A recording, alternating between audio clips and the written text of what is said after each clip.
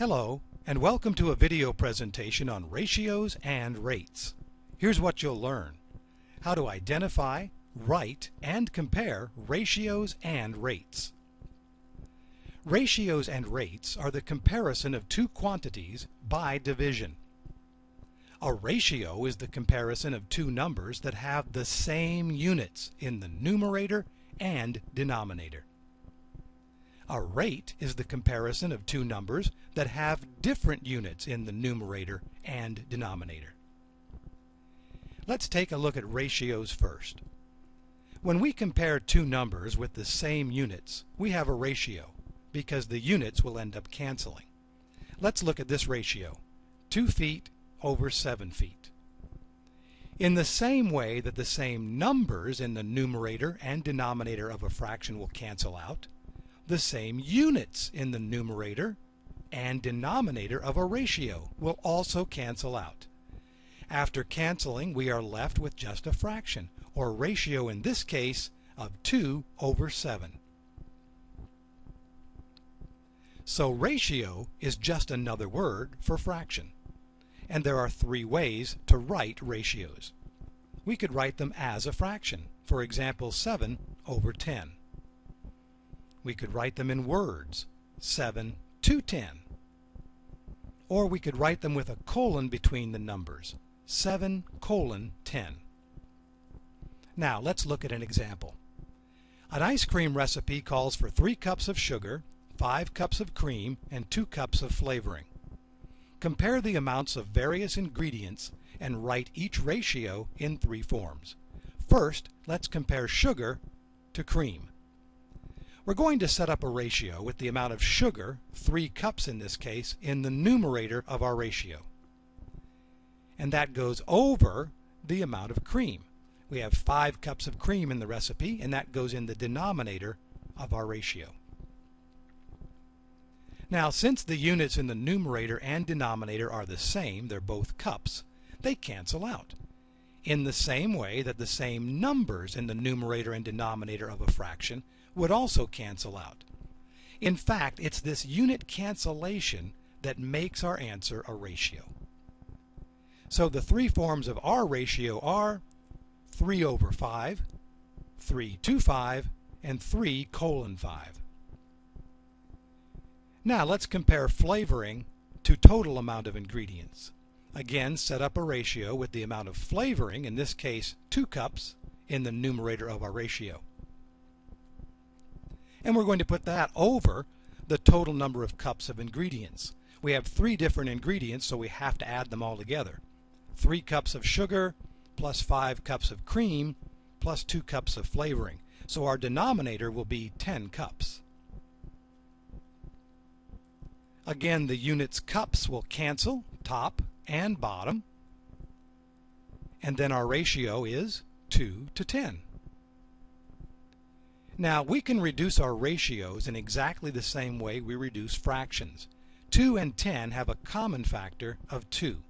So let's go ahead and divide the numerator 2 by 2. That changes it to a 1. And divide the denominator 10 by 2. That's going to change it to a 5. So the 3 forms of our ratio are 1 over 5, 1 to 5, and 1 colon 5. Now let's look at rates. When we compare two numbers with different units, we have a rate because the units will not cancel. Let's look at this rate, which happens to be a speed, 100 miles in 2 hours. And in words, that rate is 100 miles in 2 hours. Now, if we wanted to know the rate below in miles in 1 hour, we could divide the numerator and denominator by the denominator too. So if we did that, 100 would become 50, and our denominator 2 would become 1. So now we know that would give us 50 miles in 1 hour, or 50 miles per hour. Now, when we make the denominator of a rate 1, we have a special rate. It's called a unit rate. And unit rates are very useful for comparing prices of products because it allows us to find the best price regardless of the size of the packaging. For example, we can compare per 1 pound, per 1 ounce, per one bottle, and so forth. Let's take a look at an example with unit rates. Robert paid $4.80 for 12 cans of his favorite soft drink. Let's find the unit rate and express the answer in words. Well, let's go ahead and set up the rate as a fraction. Now we know we paid $4.80 for 12 cans. So let's set that up as $4.80 over 12 cans. Now we're going to change this rate into a cost for 1 can, or a unit rate, by dividing the top and bottom by the denominator, 12. So $4.80 divided by 12 is 0.4. And of course 12 divided by 12 is 1. That's what gives us our unit rate. That becomes 40 cents for 1 can. So that is our unit rate. And our answer in words would be, each can costs 40 cents. Now a recipe for a cleaning solution calls for 5 tablespoons of concentrated cleaner in 2 gallons of water. Again, let's find a unit rate and express the answer in words. Start by setting up the rate as a fraction. Once again, we have 5 tablespoons for 2 gallons of water. So we'll put 5 tablespoons in the numerator over 2 gallons in the denominator. Now we're going to change this rate into an amount for 1 gallon by dividing top and bottom by the denominator 2. 5 divided by 2 is 2.5, and of course 2 divided by 2 is 1. So we have 2.5 tablespoons for 1 gallon, and this is our unit rate. Now our answer in words would be, use 2.5 tablespoons for each gallon of water. Now you can go to the store and pay $9.97 for a package of 18 AA batteries. Or you can pay $2.47 for a package of 4 AA batteries. Which one's the better buy? Well, we're going to set up each rate as a fraction. And the first package we know is $9.97 for 18 batteries. So let's go ahead and set up that fraction. $9.97 for 18 batteries. The second package is $2.47 for 4 batteries. So let's go ahead and set up that as $2.47 for every 4 batteries. Now we're going to find the unit rate for the first package by dividing top and bottom by 18. $9.97 divided by 18 gives us 0.5539. And of course 18 divided by 18 gives us 1. So the unit rate, or cost, for each battery is about 55 cents. So it's 55 cents for every 1 battery in the first package. Now let's find the unit rate for the second package by dividing top and bottom by 4.